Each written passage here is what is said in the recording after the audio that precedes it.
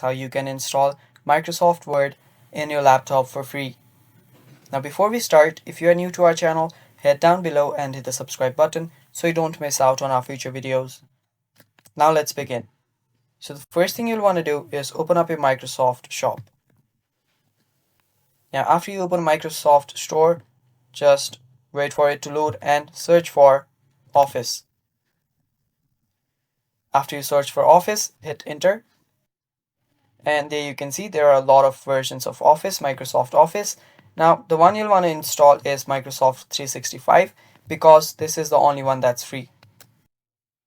So let me do that again. So install this one. This is the Microsoft 365 Office.